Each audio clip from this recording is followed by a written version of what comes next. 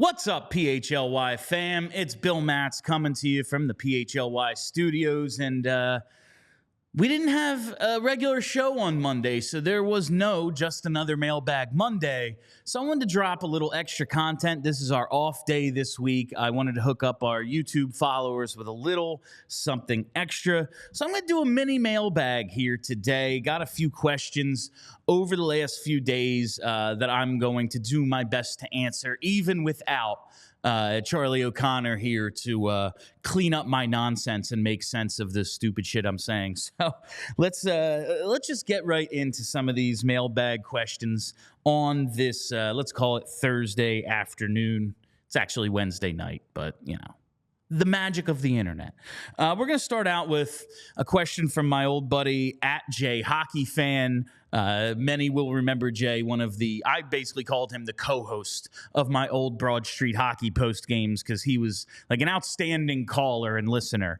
So I like to take his questions as much as possible because he puts me in position. Like the way I set up Charlie to sound way smarter than me, Jay sets me up to come up with some good answers. So his first question is we're going to start out with his question about Tyson Foerster because I actually just asked Charlie about this one. He asks, when will Foerster start to bury chances? Do you believe it will take him longer to develop the scoring touch in the league, as did Owen Tippett, due to him needing more space to get his lethal one-timer and wrister off? #mailbag. Jay, thank you for the question. He's been effective. Like, he is creating chances. I'm just looking at his game log here. I mean, he's had multiple shots in 1, 2, 3, 4, 5 of 10 games so far. He's only been held without a shot one time. I think he's looking good. I think he's getting chances. But I just talked to Charlie O'Connor about this on our post game after the Wednesday night Buffalo game, and he agrees that it just seems like Foerster is gripping his stick a little too hard. He's trying to score a hat trick on one shot. He so badly needs one. Yeah, I made the joke that like Joel Farabee, the goal he scored 55 seconds in, that was the weird deflection off the defenseman's stick. He was trying to pass it, and it pops up over Lukin and into the net. Like, if Foerster can just get a stupid goal like that, if he can get a Knuble special where it bounces off his ass, whatever it might be, like if he can just get one, it feels like more are coming. And maybe there is something to needing a little bit more time and space, learning how to deal with the speed of the NHL, but it's not as if this is his first, this isn't his first look at it. And he scored 3 goals in 8 games just last season in his quick call-up. He had 7 points in those games. He looked like an effective NHLer. I think this is just kind of a case of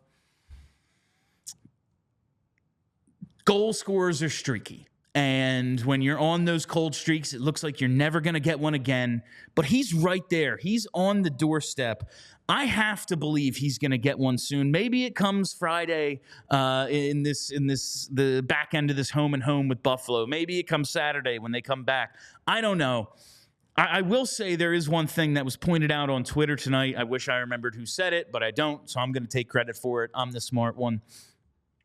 Having him as a righty on the right side on the power play isn't really doing him any favors. Now, I just went on about Owen Tippett on the left side the other night.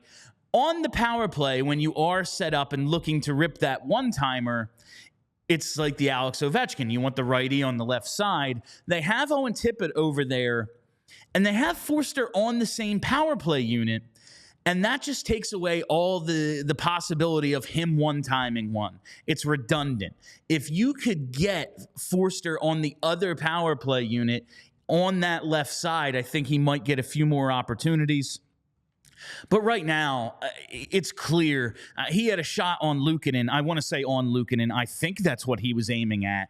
But he missed the net by 2.5 miles. He's just feeling it right now. I think he's feeling the pressure of teams having a little trouble finishing. I'm supposed to be one of the guys who can finish. He just hasn't yet. So I'm holding out. I don't think this is going to be an Owen Tippett situation where it takes him 3 years to figure out how to score in this league.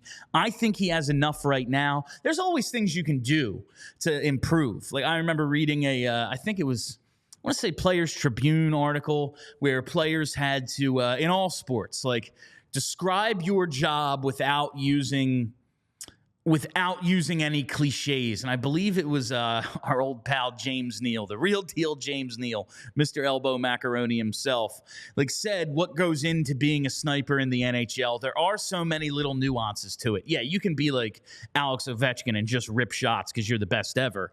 Or if you're not that, like you have to, like the angle of the defenseman's stick and how everyone else is set up. There are little things that he can learn, and those are things that will develop over time as he gets more comfortable in the NHL. Like, do I expect him to be a 30-goal scorer right away, Tyson Foerster? No. But he should have 18 this year. You know, he should have 22 this year and then ascend as it goes because he is that talented. But right now, he just needs the one, man. That's what it looks like. I want to go to this next question from @J Hockey Fan, because it's a fun kind of hypothetical history question. He asks, what moves cost the Flyers a cup or cups in their history? I would say the first round picks of Ryan Sittler and Jason Bowen in 92 definitely cost the Lindros group a cup. A weaker draft, but you're paid to hit on picks. Yeah, I always wonder about this isn't so much a move as it is a decision, I guess. In 2000, now I think it was the right call to bring Lindros back in Game 6 of that Eastern Conference Final against the Devils. But they were leading that series 3-1, and they go on to blow that lead. And a lot of the players on that team had a little bit of an accountability issue. But a lot of them will say, we think if they don't bring Eric back, we win that thing and we go on to win the cup. Maybe, but Eric Lindros is by far the best guy on that team, and he did score the only goal in Game 6. Basically scored 2, but one was like right after the buzzer. Ended up not counting. Thought it should have counted for years, and recently went back on YouTube and was like, oh no, yeah, that was like 2 seconds after the clock went to 0. But you know, those things from childhood we hold on to forever. So I wonder about that one. I don't know if it cost the team a cup, but if I had a time machine, I would have brought back the 2010-11 team for one more year. Bobrovsky as the starter, never bring in Briz, keep Carter and Richards. I know it was toxic, but those guys, at least for what they did in LA, seemed to be under control enough to win a cup there. And with Claude Giroux ascending, it was no longer like, well, Carter and Richards are the cornerstones. They could have been the role players they were in LA. I would have loved to bring that group back. I think injuries more than anything cost them a cup in 2004. Like that team worked their asses off and they were so good, but everyone was concussed. So it was like, yeah, Tampa's a little better. They win. More recently, I'm trying to think, and maybe there were some deadline moves they could have made. Not trying to acquire a goalie in 2010, I guess, like going on a playoff run and going down the stretch with with Michael Leighton and Brian Boucher. And you won't find a bigger Boucher fan than me, but come on. That probably, if you have cup aspirations, isn't a good enough tandem to win. So I guess those are some of the moves that cost them cups. I'd have to really think about it. Obviously, Jay brings up some draft missteps. We all know, like Mikko Rantanen and Zach Werenski and those sorts of things. Charlie brings up the what was it? The Matt Barzal draft. Like those are one. That's another one. Just maybe you could have had a little bit extra for Giroux. I think it was really their lack of ability to identify talent in the early Giroux era. Like, oh man, we got Giroux and Voracek in their primes. Look at what they can do. Let's give them Michael Raffle as their left winger, and he goes on to score 21 goals. It's like, yeah, man, imagine what a dude who's actually good could have scored. Like, Claude Giroux turned Scott Hartnell into a 37-goal scorer. Imagine what you could have done if you just found a guy as good as him. I think things like that really held them back, but it's organizational mismanagement for the last 30 years. I don't know if there's like any one move you can really point to that cost them cups. It's just like an overall ineptitude that has led them to finally, in 2023, we're talking about their last cup was in 1975. They've been to 2 finals since I've been born. It's that 35 years of mismanagement, really. I guess you can make the argument the Lindros trade, not because, like, listen, Peter Forsberg was awesome, absolutely. Look at him and Lindros' stats. They didn't play too terribly different number of games. I think Forsberg had like 20 more points in his career than Lindros. But you can make the argument that if they have Peter Forsberg, perhaps they can go get Patrick Roy with all the assets they don't give up in the Lindros trade. So maybe that one, if you want to play the long game with Patrick Roy and like Wayne Gretzky change teams a couple times in there as well. It's the Flyers. You never know. They could have been in on Gretzky. So I guess maybe a couple of those could be considered moves that cost them a cup. And last question here from Nick Hankins. He is a diehard member. If you want to be a diehard member, go to allphly.com and sign up. It's pretty dope. He says, "Hey, Bill, I'm a longtime listener of all the shows you have journeyed across and now a diehard subscriber. A mailbag question for you and Charlie." Sorry, Nick, Charlie ain't here. Torts tends to get the best out of his team, and they are playing better than expected. But how much of this is improvement versus Torts getting the most out of a team? For example, teams have regular season mode and find another level in the playoffs. Do our boys have another level, or are they performing at the top of their expectations? And we will see a slow regression over the season as the teams continue to ramp up. Good question. I guess it's something we won't really know the answer to until we get there, right? Like until we're into January, February, March, and teams start to get through that doldrums part of the season, and then suddenly the playoffs are on the horizon, and maybe the Flyers are out of it, whatever. But I will say, like last year when they looked good, it was a lot of, yeah, they work hard, and Carter Hart is stealing them games. And then when Carter Hart stopped stealing them games, they looked like one of the worst teams in the league, and that's why they ended up picking 7th.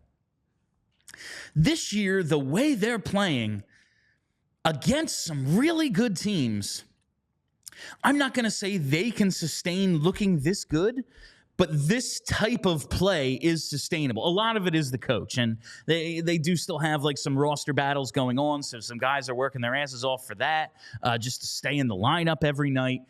But I do think this is a little more sustainable than maybe, oh yeah, it's just Torts. He gets the most out of guys. But you know, when Edmonton really turns it on, it's going to be no match for him. When Vegas really turns it on, it's going to be no match for him. I think this team has enough to stay competitive in those games, even the ones they're outmatched in. But as we saw, like in the Vegas game, when they turn it on, it's going to come down to talent. Talent eventually wins out, and that's where the Flyers will come up short. But if nothing else, and thanks for the question, Nick, if nothing else, man, I think even though now they're 4-5-1, they are below Hockey 500, and it is November 1st, so the playoff dream is dead. I do think that the rebuild is going to take less time than I thought. And maybe that's just me trying to be optimistic, trying to keep myself from going insane and thinking I have 3-5 more years of this exact same conversation.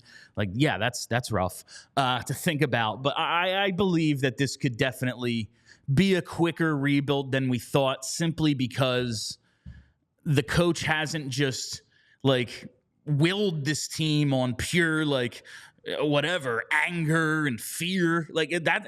He's implementing a style of play that complements what he has, and dudes are stepping up and executing. So I do think it's sustainable, even if the win-loss record to start the season wasn't. All right, that'll do it for this little abbreviated mailbag we did. Thanks a lot. Remember, you can always DM me questions. You can reach out to @PHLY_Flyers, submit questions there. If you're a diehard member, hit me up on the Discord, whatever it is. We're always happy to answer questions. You all know I hate working, so if you come up with the content for me, I will greatly appreciate it. That's it for me. Thank you all for listening. Thank you for hanging out. My name is Bill Matz. Have a great weekend, Philly. We all silly like the mayor.